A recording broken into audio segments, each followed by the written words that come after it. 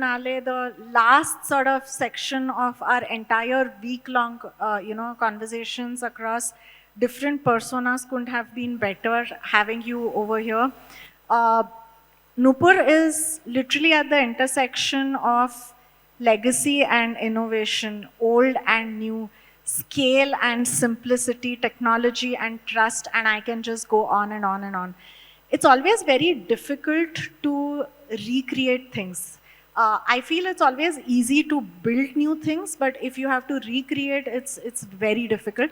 For those who do not know, and I hate to introduce you like this, but she is the daughter of Mr. Bharat Goenka, who is literally the OG of entrepreneurship in India, right? Tally was born in 1986. Yeah, 1986 is when Tally came to market. And now Nupur is actually taking over the legacy and building her own legacy. So, Nupur, can you tell us a little bit about your own journey? At what point did the family business become your own passion? Can you share some? Yeah, great question. First, thank you so much for having me, Sangeeta. I really appreciate it. And hello to everybody as well. So, my journey has been very, very potentially strange. I did my entire schooling in Bangalore. So, 14 years I was in the same school. I was telling you a few minutes ago, I was a rebel without a cause, for sure. So I went to college in Northwestern in Chicago, and I wanted to actually become a journalist at that point. So I entered the Weinberg School of Arts, did that for 6 months, really did not like it at all. Went into astrophysics, went into philosophy, went into computer science. I came to a point where I was not going to graduate unless like I had a major. So my advisor at the point of time, she sat me down and she's like, just pick, you have to pick something, pick anything you want. And I wound up doing cognitive neuroscience. So since then, I left college, had no intention of joining Tally, but wound up getting very fascinated by the small business space in India and the entrepreneurs in India. And we started a company called Cluster. It was run as a subsidiary of Tally. Then we kind of fast forward to 2019. By that time, I think the rebel had sort of died off. I think where the energy took over was after meeting a lot of our customers. And I got a fascinating perspective about the entrepreneurship community and possibility in India. So, just 2 weeks ago, I met a customer. It was fascinating in Devas. So it's for 45 minutes out of Indore. So we were meeting a few customers. He's a tax practitioner. He's been working there for around 2.5 decades. He had a small office right behind a Gaushala. It was a lot of fun for me to navigate how to get there in my chappals. But he was running the Tally release that we had back in the late 90s. He also had the Dell latest laptop, which had the latest release of Tally that we got out a few weeks ago. And we had a really long conversation about how he's viewing the entire space of AI actually impacting the tax practitioner community. And this was the community inside India that I fell in love with. And that's when I started asking myself, to be completely honest, that if now I have an opportunity to change the way these entrepreneurs actually do business, that's, I think, when that was the turning point of taking over Tally. Awesome. And just such an inspiring story to also listen to, right? Innovations don't have to happen in large cities. Your fate doesn't have to be decided by the pin code that you're born in. Moving over to the next question, which is, you suddenly, you told me about how your dad told you and Tejas that, now you're going to take over, and literally in 2 weeks you have had to sort of take over Tally. And those are really, really big shoes to fill in, right? I have always been of the philosophy that, yes, sometimes you get to fill in big shoes, but you also create your own shoes. So how has that journey been? While it's been a few months, but how has that journey been, and how are you thinking of creating your own space in this amazing legacy that your father has built? Yeah, great question. I have to credit Dad for Actually, the perspective he has shared with, I'll speak for myself, for me, on how to view legacy. So I don't know how many people know the beginning of how Tally, like the how Tally actually began in the late 80s. By any chance, is anyone aware? Yeah, of course. So just like a quick download is we're a Marwari family and we were running a bobbins factory. So it actually makes machine parts for textile manufacturers.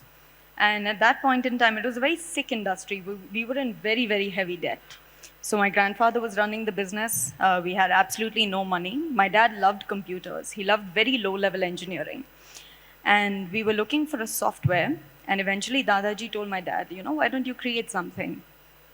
Whatever dad created, Dadaji threw it away at least 10 times. Eventually, he did create the software that wound up being used for that bobbins factory. I don't remember the year of this, but one day the bobbins factory burned down. And when they both walked back into the factory, back through the ashes, the only thing that survived was the laptop on which the Tally EXE was. Everything else had burnt down. And I think that's the philosophy Dad has actually used about legacy. They never get attached to legacy of the past. And he's imbibed that through the entire 40 years of Tally. And that's exactly what he told us, that, learn from the past, take what you want from it, but he is perpetually given freedom of decision, of risk, and of actually taking very bold bets. So I think that's shaped a lot, to be honest. Great. And in some sense, how Tally has basically filled a gap which existed in the market is again a remarkable story, right? Today, if you look at India, we have what, 700 million internet users, but if you look at the MSME space, roughly about 25-30% of the MSMEs actually adopt digital tools. And one of the barriers to adopt digital tools is, the tools are created for large enterprises or at least like mid-market enterprises, and then they are kind of stripped down for, the MSMEs. Can you tell us a little bit in terms of in Tally, how is the customer first thinking? It's always been a DNA of Tally, but how are you sort of transforming and thinking about the next generation of MSMEs, and how is Tally sort of redefining itself? Yeah, so a lot of people don't know this. Actually, even when I was, even being inside the Tally family, when I looked at Tally from the outside, it looked like an accounting software. And only when I got into it did I realize that at its heart, Tally is a product and technology company. So we've actually crafted our entire stack. So we have created our own database, we've created our own memory manager, our own math routines. Even the programming language that you use to actually build the application has been crafted by Tally. And we've actually thrown this away and started from scratch 5 times in our journey. And we're in the middle of doing it for the 6th time. And I think that's the crux of creating great experiences for customers. So it's never, in my mind at least, it's never really about filling a gap or solving a problem. I think it's about spending a lot of time to really understand that you have this tax practitioner sitting in Devas who's thinking about technology and who has a business that runs in this way, and how can you really transform it? But it's the way we approach it is kind of technology first, if that makes sense. And I think at its core, therefore, is figuring out how to give a product that's not just demoable for a user, but they can use it, in this case, for the last 3 decades. And a 3+ decades product is you're transforming it again for the 6th time, right? Which is just phenomenal. Tally is a case study in a lot of B schools, but I didn't know that you've gone through you're going through a 6th transformation from a technology perspective. And of course, that 6th transformation would have AI. So how are you thinking about automating most of the workflows? Because all the existing SaaS products or accounting products, ERPs, are going to get transformed or disrupted using AI. So how has the adoption of AI been in Tally? And then a follow-up question is, what are some of the interesting things that you're seeing in the market, like this, the tax person that you mentioned? how he is using AI to help his customers. Would be great to hear those thoughts from you, Nupur. Yeah. Honestly, this is a space and every single day I'm still trying to figure out. I'm still sharpening my view because it's changing every minute almost. And it's fascinating to be in the middle of it, to just see what the world is currently going through. But I can tell you what my current sort of view is. I was actually listening to a podcast on the way here, uh, and I think it was Sam Altman who said this. He was making this point. He's like, I'm very surprised by the number of people who trust ChatGPT. Because he's like, it's so obvious, AI hallucinates. And you just have a ton of people, like millions of people, who just trust what it's saying. And I found that so fascinating because our own experience as Tally, not for creating AI and embedding it in our product, but even as being adopters of it, I think two lessons were learned in my mind, and I'm still learning. One is, I think, the openness to experimentation. But I think the most critical part is to not fall prey either to the hype or fall prey to the fear mongering. I think there's a lot of information that you really have to arm yourself with and to know the context of your business in order to figure out how to implement AI in the best possible manner. So we've had enough experiments that have completely fallen flat, that have yielded absolutely no value. In fact, it's taken us probably 200% more time than it would have if we did it manually. There have been a couple of things that have been much more promising, but this is just the candid reality check for me. So I think I'm just trying to approach it with as much curiosity as possible, and I still don't have an answer, to be completely honest, on what it will take for millions and millions and millions of small businesses to actually adopt AI in a product like Tally. So there are many experiments that we're running, and we're trying to figure out what guardrails there will be so it's not impressive technology, but people actually use it every day. And are you, as you're piloting, as you're experimenting with this, are you facing any resistance from MSME customers saying, "Ye to nahi chalega" types? Any learnings from there? Honestly, no. No. I think whether it's AI or whether it's as simple as just a small feature release, we've always seen that the community and the entrepreneurs community in India are very curious, they're very open, they want to try new things. And my personal experience has been that if they find something useful, they are very, very willing to pay for it. A lot of people have that misconception, right? If you're in India, people don't want to pay for technology. I have the complete opposite experience, if you ask me. So we have a lot of customers, a lot of partners who've actually reached out to us to kind of beta test and give feedback on many of the AI experiences we're working on.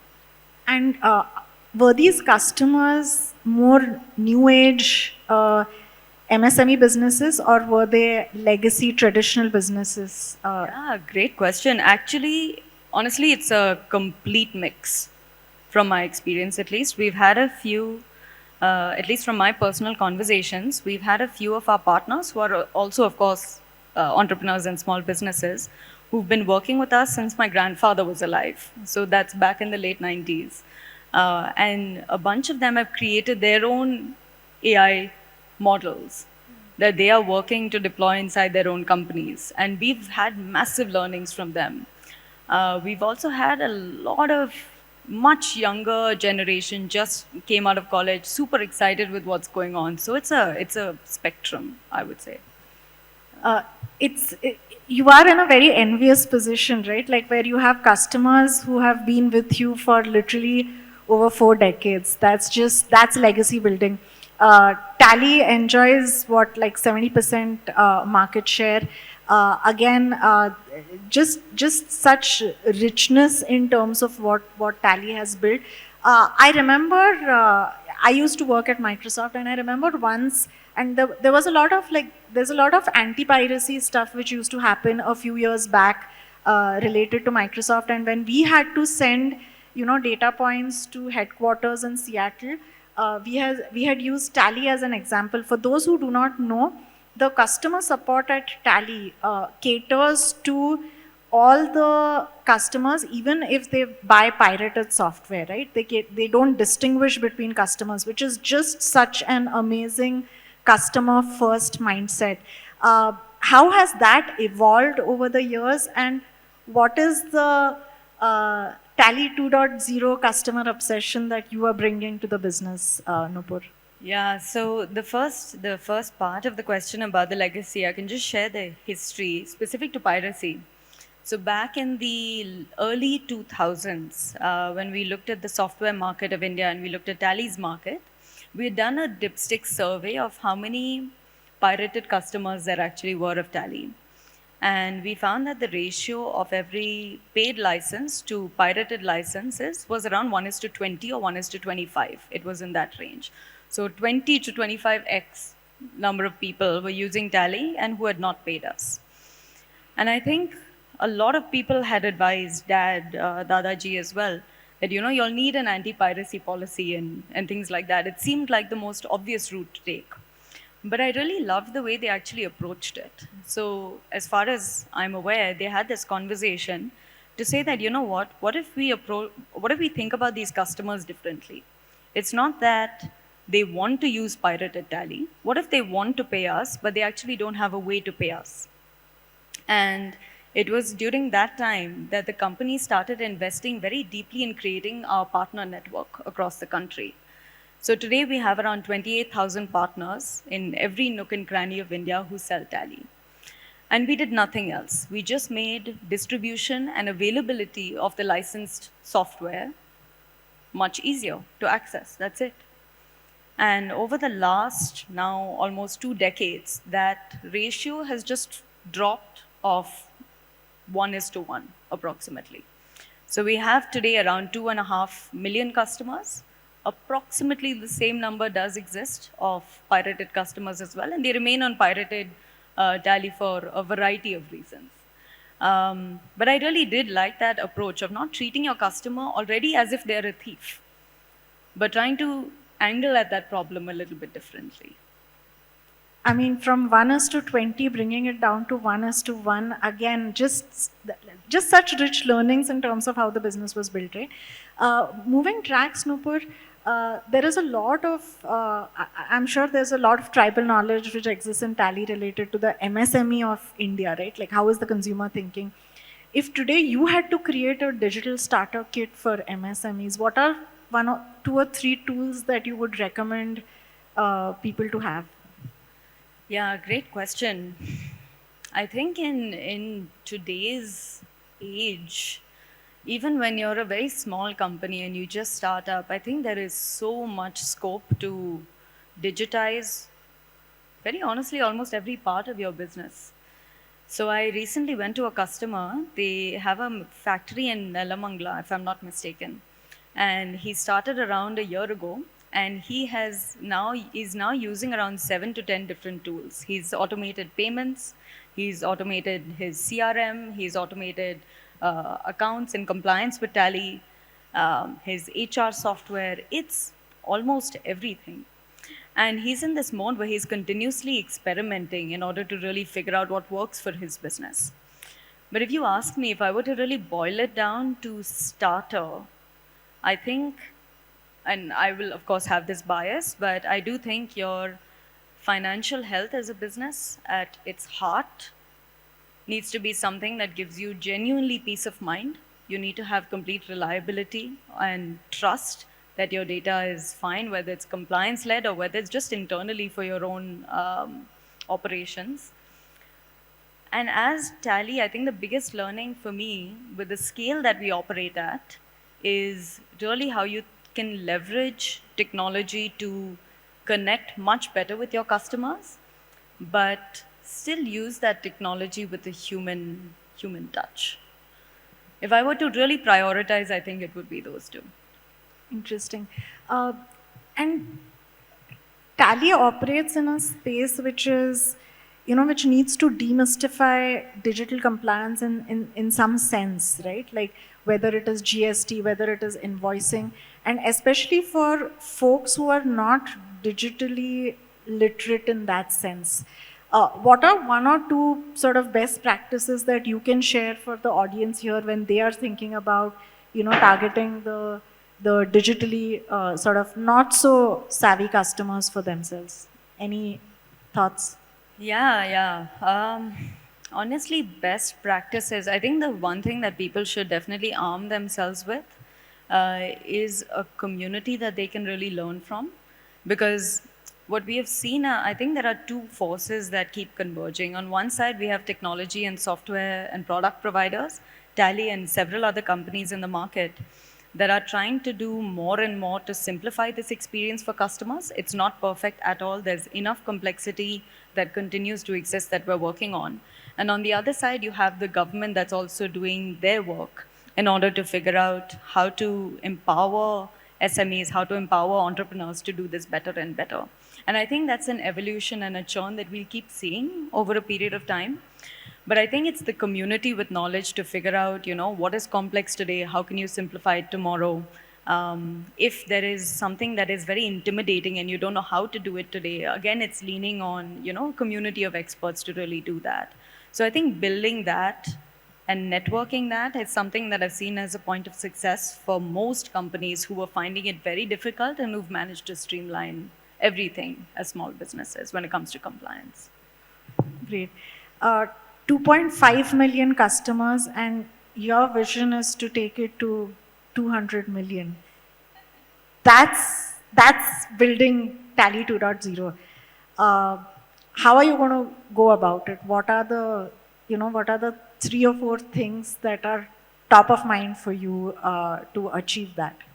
Yeah, great question. Honestly, I do not have all the answers. Today, it just remains a very strong aspiration. I think there are two things that I am personally very excited by, and at Tally, we are very excited by. One thing we always remain bullish about is the story of Made in India, Made for the World. Currently, Tally, our lion's share market continues to be in India. 90% of our revenue is from India. But we do have customers across over 95 countries. And we're trying to figure out, how do you take this story to as many markets as we possibly can, given our learnings. So that's the only way we can imagine 200 million. But the how of it that is exciting me, and it's nothing new. I think a lot of businesses, a lot of technology and software providers have seen this, is the story of interoperability. Basically, you have more than enough businesses. Even if you take India, we have 70 to 80% of businesses who are digitized actually using Tally. But the way they actually communicate with each other and continue to communicate with each other is outside of the product. And the question is that if we can fundamentally crack how businesses can interoperate with across the world with each other, I do think that we can fundamentally transform the way business is done. That's a big mission in terms of interoperability of businesses. So a lot of, goodwill, good wish for you to, get to that 100x growth. One last question before we open up to the audience, right? In India, while just the previous sessions also, we did talk about AI.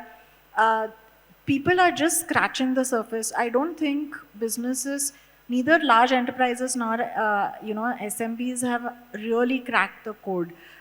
According to a Gartner study, about 25-30% of the workflows in SMB businesses can be automated, but people haven't actually done it. We don't have any successful customer reference where we can see this kind of automation.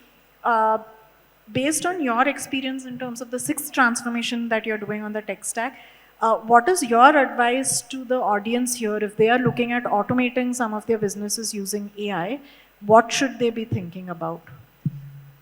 Honestly, I don't have a strong perspective of specific models or companies. There are now hundreds and thousands that are coming out with something. But the thing with some of these waves, and when it some of these points about opportunities for automation, is that you have a set of things that are actually extremely useful and that can really change the game for your company.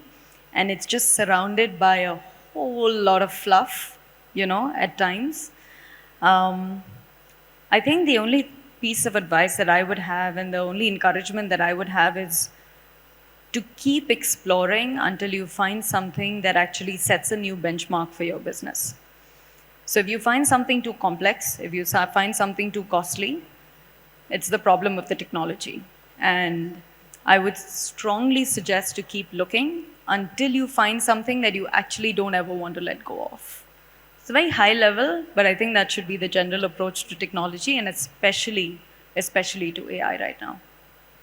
Thank you, Nupur. Wish you a lot of success to design your own shoes, which I'm sure are going to be like awesomely inspiring. And we would cheer you the loudest as you take Tally to international markets and grow 100x. Thank you so much. Thank you so much, Sangeeta. Really Thank you. appreciate it. Thank you.